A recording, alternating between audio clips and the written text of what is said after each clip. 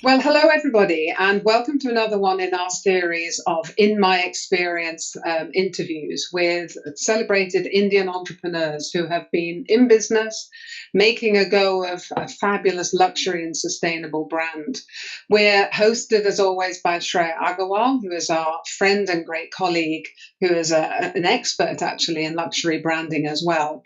And today we're joined by Devansh Ashar, who is the founder of Pascati Chocolate. And this is a fabulous brand. And I think this is something that's not only going to make your mouth water, but it's going to inspire you and get you thinking about how different types of product categories can actually be considered luxury within the new world of luxury and its definitions.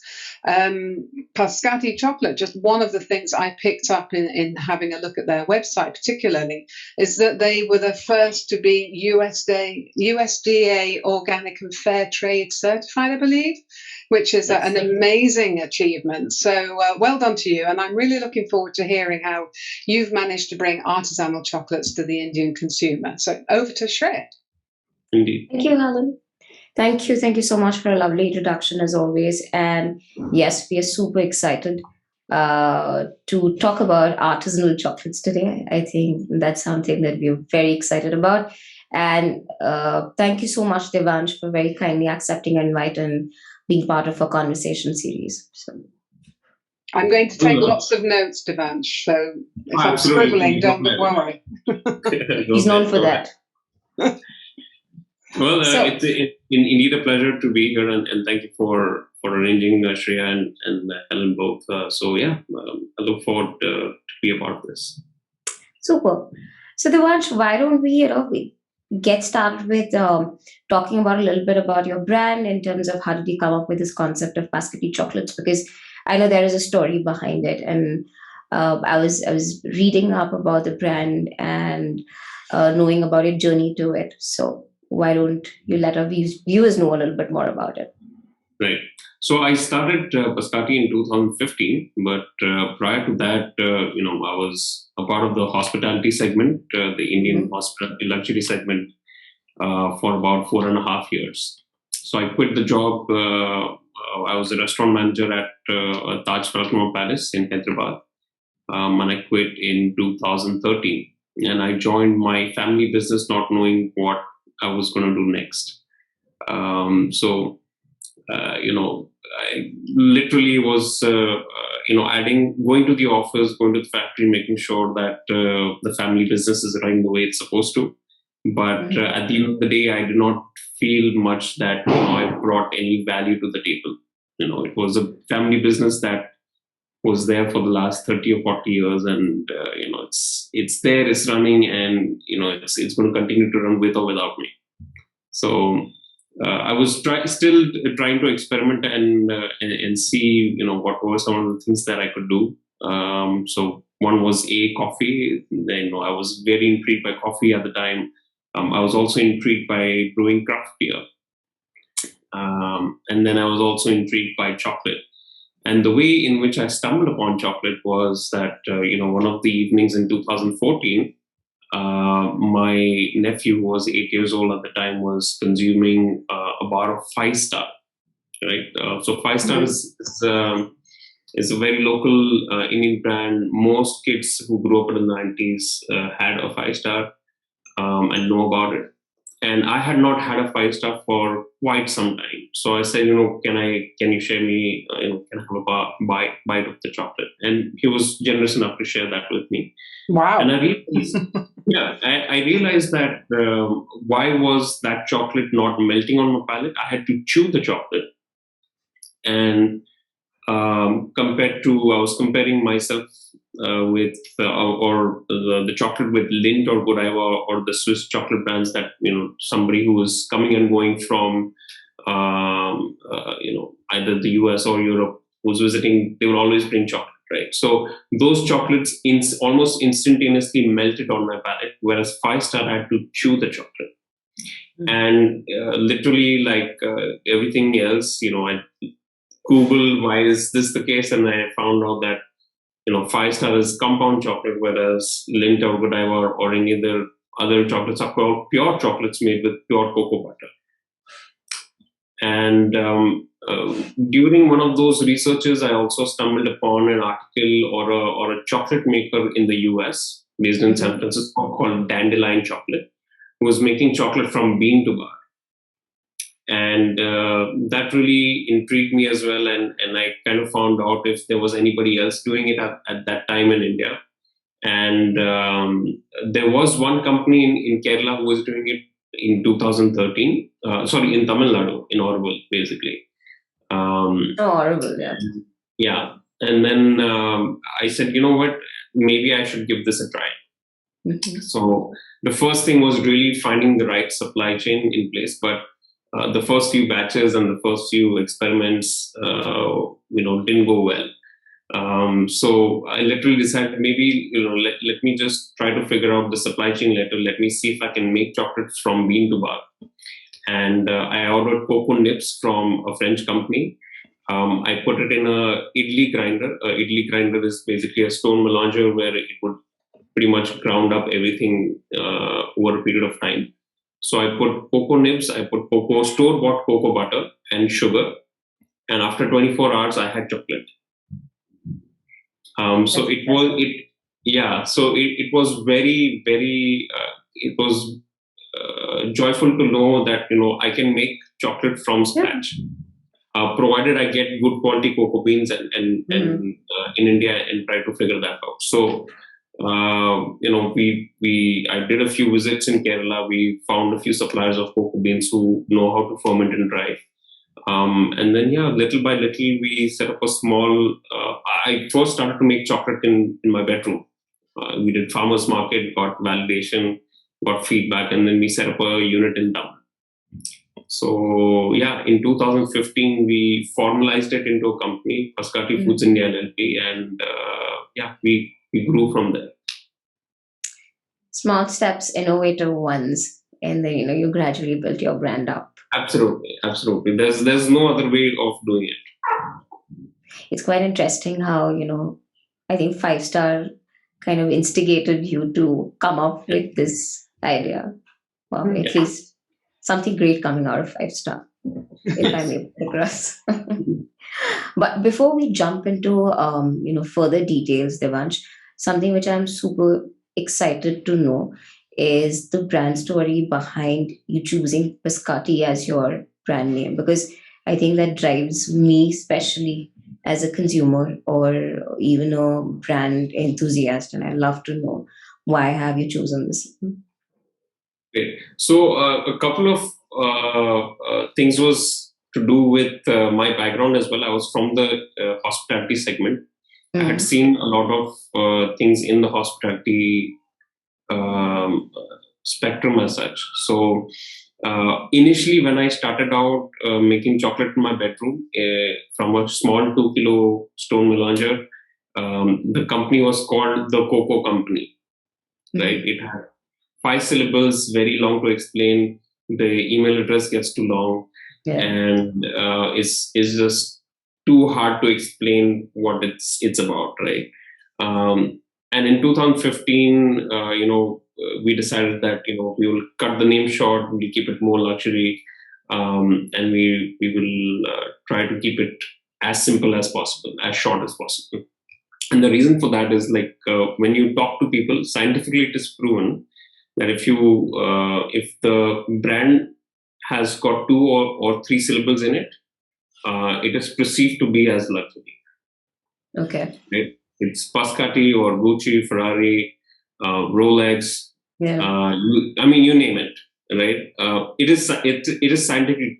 Some of the best restaurants in the world got 2 or 3 syllables. Like you have Noma, you have Abo, New York. One was that thing always played in the back of my mind, and 2, the fact that I had to explain people what the Cocoa Company is, or it just became too long. So I wanted to go to the grassroots level and pick something to do with like a Sanskrit word. But again, Sanskrit words are also very long. Yeah, it's quite complicated. So Pascat Periveshya in Sanskrit loosely translates to a sweet meal. Okay. Mm-hmm. So we took the Pascat and we took the I from the Perevasher and we then called it Pascati. Interesting. That's great. Yeah. This is very important for people who are watching this, I think. Yeah. The thought that goes behind choosing the right brand name, or even the approach that you're taking towards reaching out to your brand name. So Yes. definitely worth discussing. Yes. So Devansh, as much as I have known about artisanal chocolates, right? This is when I was discovering more about brands in terms of premium brands and luxury brands in the chocolate domain. And what I've also noticed is these brands specifically talk about themselves being artisanal chocolates, right? We talk about artisanal breads, we talk about artisanal patisserie in those directions. So can you just tell us, what do we mean when we say artisanal chocolates? Right. So I think over a period of time, what I have learned and observed is the term artisanal, whether it be for chocolate bread or coffee or beer or whatever it may be, that term is very loose. It's open to interpretation to who you ask, and it may change from time to time, right? But I'll just give you a simple example. I'll talk about chocolate. So I call myself a chocolate maker. So because we're making we're making chocolate from a raw product to a finished product. Whereas a chocolatier would melt a chocolate slab to make a bar of chocolate. Okay. Right. So a lot of chocolatiers in India, they would buy a store-bought slab. They would melt it in the microwave, add nuts or whatever fruits or flavorings in it. They would temper it or mold it and then package and sell it. Right. So because a hand is involved in the process, a human touch is or a human intervention is involved in the process, they call it artisan. Right. So is it really artisan? I mean, if you ask a chocolate maker, perhaps not. But if you ask your next door auntie who makes chocolate from the microwave, perhaps it is. So it's very loose. It's very open to interpretation. But I personally feel that in the bean to bar chocolate making process, there are about 8 to 9 steps. Right. Now, a purist chocolate maker would say that I don't use any machines and everything is done by hand, whether it be XYZ, there are no machines used. But to be frank, there is no way you can make chocolate without machines, right? So if you go from roasting, you will require a roasting, you will require a roaster to roast beans, right. You will require a cracker, a machine which cracks open the shells. You possibly can't do it by hand. You will require a winnower, you will require a large stone melanger, like I said, it's like an idli grinder. You will require a tempering machine. You can do it by hand if you want. And if that's the unique USP that you want to stick with and call your chocolate artisanal, please feel free to do that. But I think if there is a human touch involved somewhere where a human is making a decision to stop the roasting process, right? Whether it be to over roast it or under roast it, very much like what coffee makers do, then yes, you can call it chocolate artisanal. If you are making sure that you're working very closely with the farmers who are supplying you the raw material, yes, you can call yourself an artisanal chocolate maker. So I mean, it's very loose and open to interpretation. So there are chocolate makers who use machines and on social media say that they don't use machines, and they say that are only the tempering process. So one of the 9 steps of chocolate making process is done by hand. And that's why the chocolate is artisanal. Yes. I think it's open to, again, interpretation. So it's very loose, but this is my take on it. That's a really interesting point, because it's something that's been said about certainly some of the bigger luxury brands outside of chocolate and so on, that actually one step only, that could be sewing on the buttons or finishing off the polishing or what have you on leather goods, is actually being done by hand. And that's where this sort of handcrafting or hand finishing that is starting to be the thing that is meant to add the value. But actually, apart from that, everything is made just on the same big machines as a lot of other products would be done. I think for me, when I'm looking at artisan, my interpretation of it is small batch. But you're not doing this in high volumes, and therefore you don't have that high level of mechanical management, rather than it just being something which is there to facilitate a process. It's something a little bit different. And so, as you say, though, it's something that's open to interpretation and abuse, actually, because there's no definition there. Right. Yeah. Fascinating. Yeah. This is exact same conversation I was having with the other brand, where he himself was explaining the concept of artisanal value to the product. How do they term themselves as artisanal? So for them, again, as you mentioned, that this could be somebody who's just melting the chocolate and just reshaping the chocolate and adding the other flavors or requirements to it, and then creating something, and then you can say that, okay, it's handmade and it's luxury, right? But then to actually use the term artisanal is, maybe it's not defined correctly, it's very loosely used.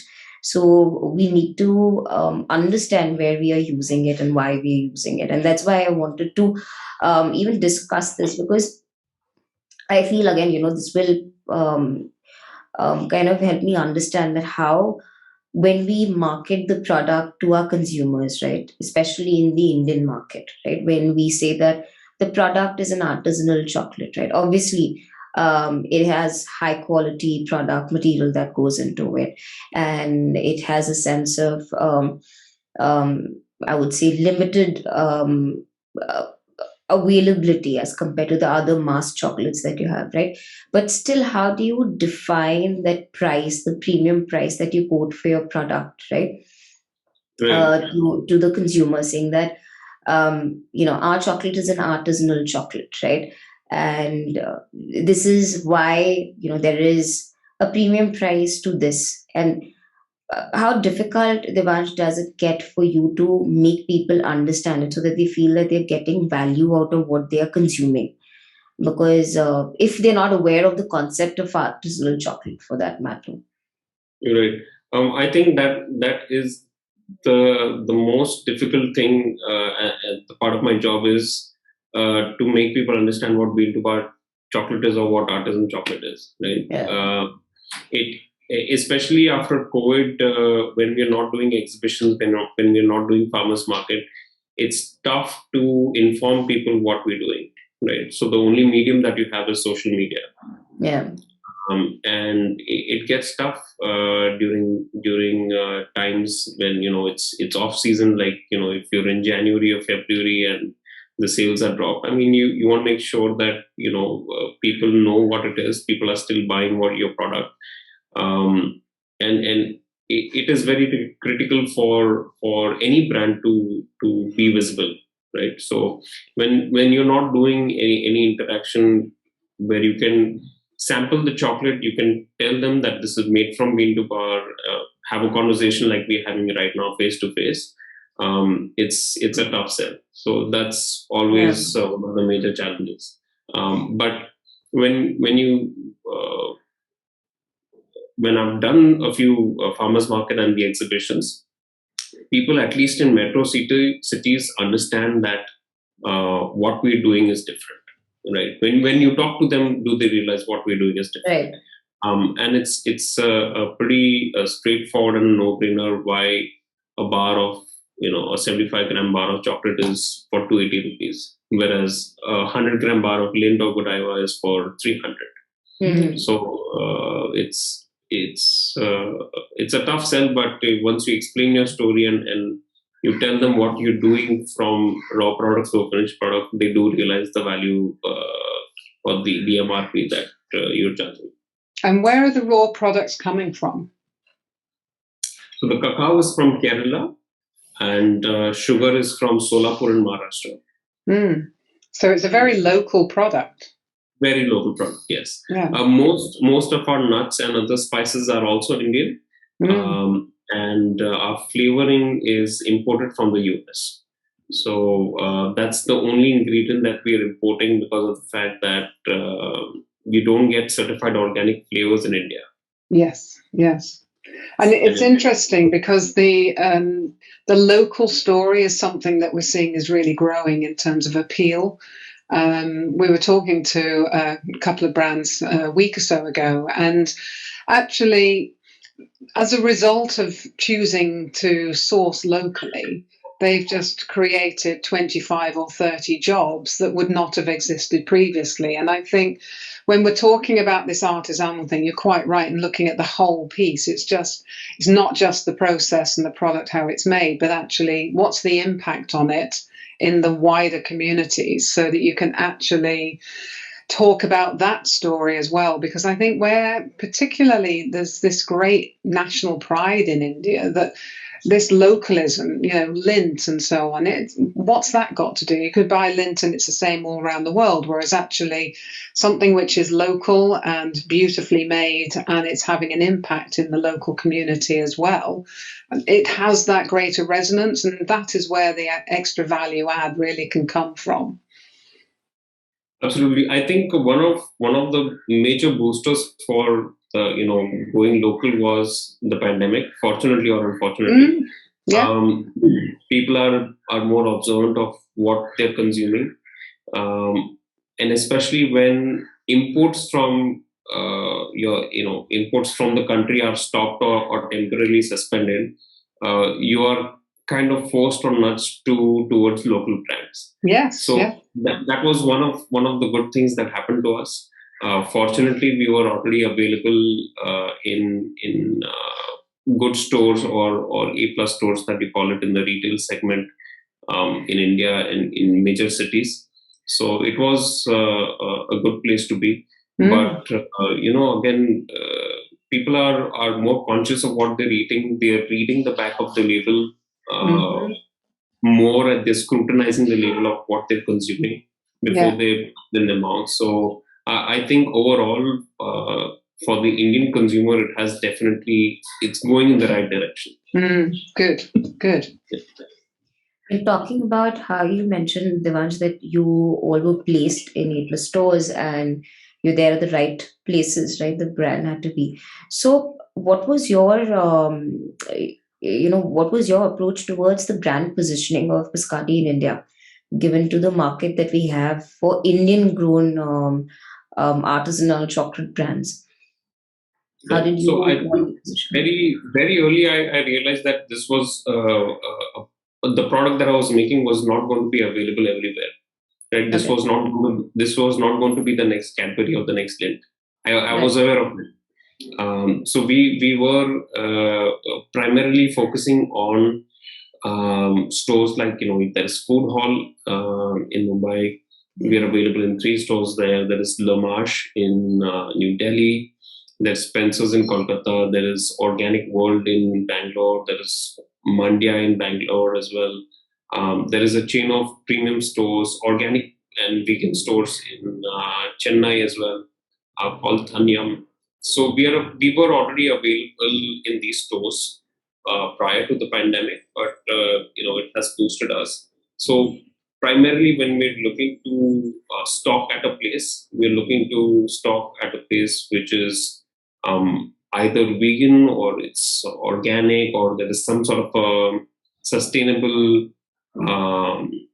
filter that the store has when they scrutinize brands to have them on the shelf. And we also make sure that there is an air condition, because in India it gets very hot during summer. So if the store doesn't have an air condition, we're probably not going to be selling there.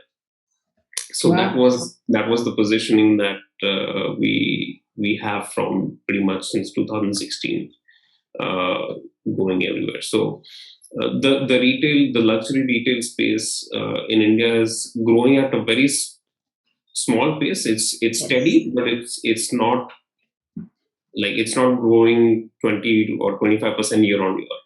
Right. But it's so we're trying to make the most of it. We've just launched our website in June last year. So we are trying to boost our sales online as well. So hopefully get the chocolate delivered to your doorstep. Excellent. Yeah. Devansh, like you mentioned, right, how the brand is also positioning itself in the sustainability domain, right? And we were also having this discussion about how the brand sources its raw materials from farmers based out of Kerala, which is locally definitely sourced. And also, we were having this conversation where you mentioned the brand actively takes part in training these farmers to produce better output, which helps them also demand premium price for the output that they create, right? So, can you throw some light on the sustainability effort that the brand takes? Yes. So at the very farm level, I think we pay a visit pretty much every year or a few months if possible. But because of COVID, it's not possible now. But we connected with a farming group in Kerala called FTAK in 2018 or 2019, and they were a consortium, or they were a group of farmers of approximately 500 odd farmers who grow cacao on their farms, but they don't know how to ferment or dry. And normally what they would do is they would cut open the pod and sell the wet beans to a local collection. They call it a collection center. So they would, whatever the center says the price is, they would have to sell it regardless of where it's coming from or what the origin is. So a farmer would sell cocoa beans, or they would sell the spices that they grow on their farms to that collection center without undergoing any process. So it really pained me at the time to learn that the farmers have this cocoa and they could get a better price, and I could get a quality supply chain in place. So we reached out to Fairtrade India, who were associated with us and are still associated with us. So they connected us, and we tried to convince them to see if the farmers could consolidate the wet beans in one place, and a person could then ferment and dry those beans. So FTAK was the organization who put all of this together. And then I paid a visit to them for a week. We kind of went over how to pluck the pod, when to pluck the pod, how to cut open the pod, how to ferment, and how to dry the beans. And then we did one batch. We did multiple batches to make sure that the quality was at par or at what we were expecting. And finally, we decided to procure in bulk. So now the farmers are getting a much better price for the beans that they're doing. They are putting in a little bit of effort on their end, where they're fermenting and drying as well. But they're almost getting paid twice of what the market rate is. Very important. This is absolutely, and this price which is there, it covers the fair trade premium. The premium gets pooled again, and it goes back to the farming community, and the farming community then would decide themselves of how they want to allocate that premium. So it could be in terms of building roads or better irrigation practices or schools or hospitals or whatever they want to do in their community. So this is the cycle that keeps on going. I think it's very beautiful. Yes, absolutely. And once the beans do arrive at my end, cacao is such a wonderful crop as such that you can use every part of that bean, right? So if you crack open the shell, you can put the shell back into the soil for mulching, and you would get great results in the other crops that you're growing on your farm. So we have a small land as such in the factory where we are growing, we're growing avocados, we've just planted them, so it will take a few years before we see the fruits of it. So we're growing Peru, which is pretty much guava. We put sitafal, we put pineapple, we put papaya. We've also planted 2 cacao trees just to see if they would grow, and one of them is doing really well. So I'm very happy about it. But so these are small things that we do at a factory level to make sure that nothing goes to waste. Yeah. Right. In fact, there are chocolate makers that would crush the cocoa shells, add a few spices to it, and then sell that as like a tisane or a tea. Right. Wow. I personally don't like it, so I don't put my brand name on it. But you can pretty much use any part of the cacao bean as such to make sure that there is zero carbon footprint on Very good. I like that initiative a lot. Yes. Also, where you mentioned, Devansh, it's very important that Indian, farmers or even people who are working, right, they trained to ensure that the quality that you produce is a premium or the top-notch quality that we can. It's only then that we can actually demand for a premium price even at a global scale. Yeah. So we need to uplift and train them, which is extremely crucial. And I'm happy that the brand has taken that initiative to do it, because it helps them in the longer run. And that's how sustainable the firm becomes. I know we are running short of time, Helen, but fascinating.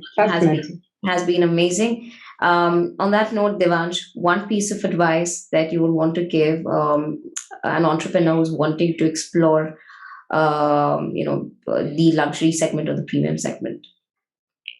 I think I'll perhaps give advice in terms of what a person can do in India. I don't know the luxury space in other parts of the world, but Definitely. if you are an entrepreneur in the luxury space, at least in India, I think you need to create value for every stakeholder in the supply chain, right?